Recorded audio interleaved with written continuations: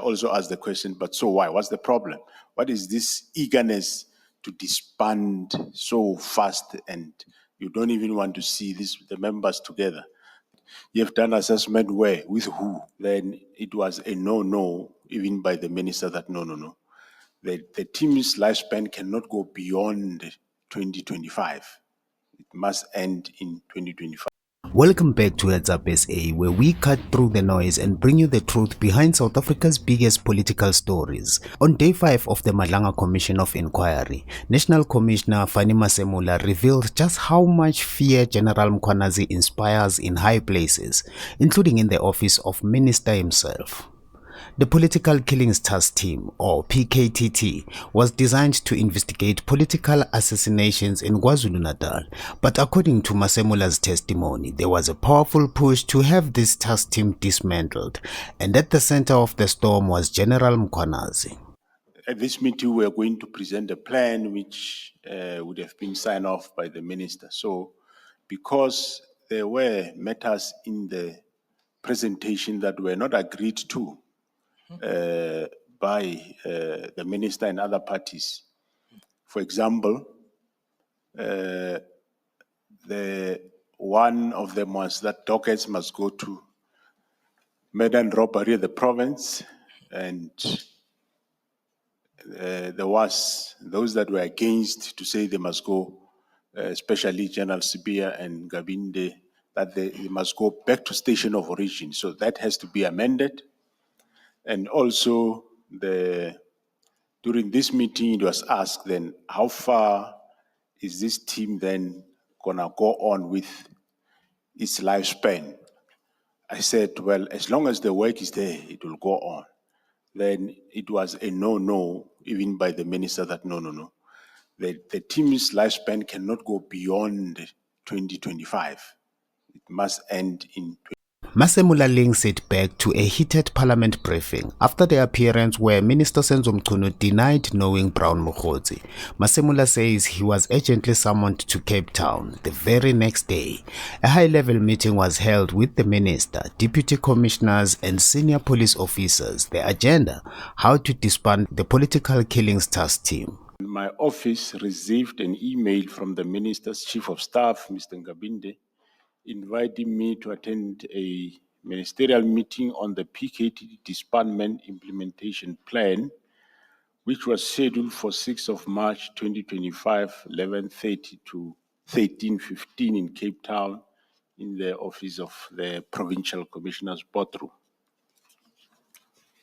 In this meeting, General Khumalo presented the proposal: move all political assassination dockets to the so-called Murder and Robbery Unit in KZN, which falls under the Provisional Commissioner, General Nhlanhla Mkhwanazi. In preparation for this meeting, Lieutenant General Khumalo prepared an updated presentation on the PKTT. The presentation is annexed as SFM 12. After the meeting, Lieutenant General Timisani Khumalo presented, or during the briefing, presented the briefing note to the minister and the Deputy Commissioner Policing. Now, here is where it gets interesting. Masemola says the minister, who usually sits back quietly in meetings, suddenly became unusually vocal, participating more than normal. Why? Because Mkhwanazi was the stumbling block. This one man they feared could not be compromised. Let me ask the question rather. Was it usual for Mr. Nkabinde, the chief of staff, to be participating in this kind of decision and taking a position, as you say he did, that the dockets should go to the stations? Was it usual for that to happen? Not usually. In other meetings, he might participate very little. But yeah, this one he was participating fully.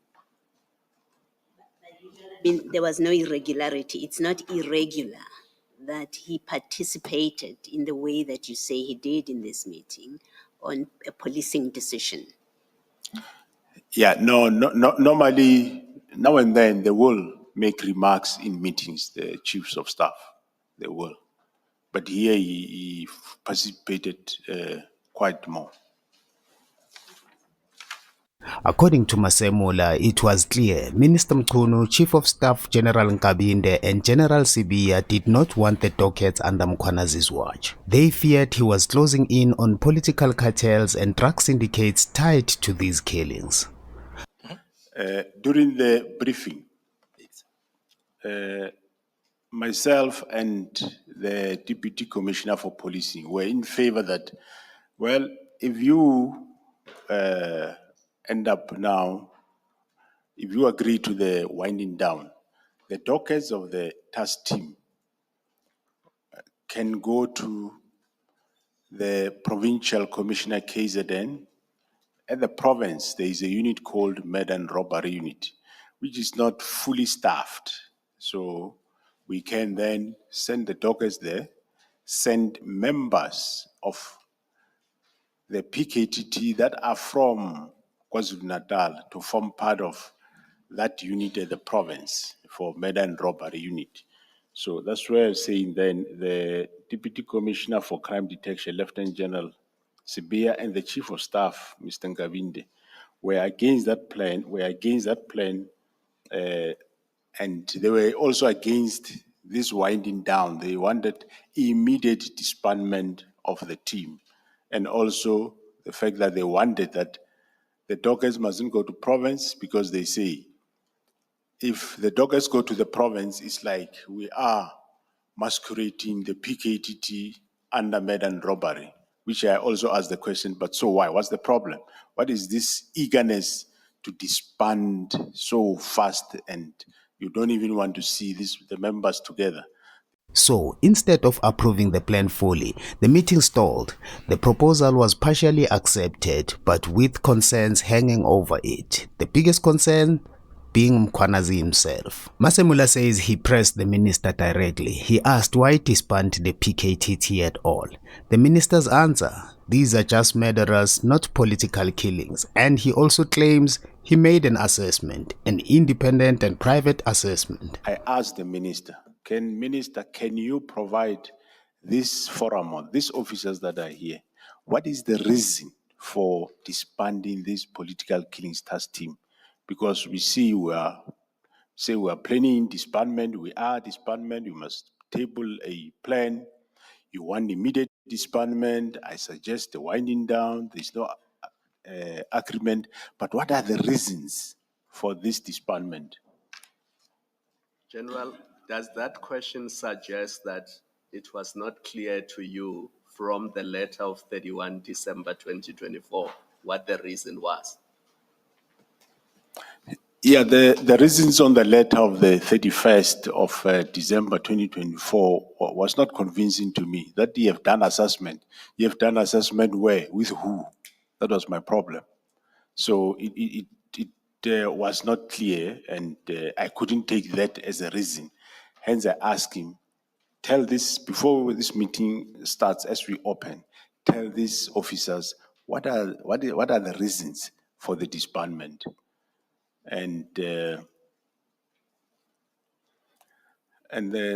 minister later, not immediately, later in that meeting, he responded that political killings took place somewhere pre-1994. But Masemola wasn't buying it. He reminded the minister, whether it's intra-party violence or battles between rival organizations, the motive is still political. And before, like he was saying, they happened before 1994. What is happening now is just murders. No, it wasn't just murders. It was murders of politicians, reason being related to politics. It's either within a party about issues of succession or from party to another party. That's what we call political killing. So they were happening after 94, even now they're still happening.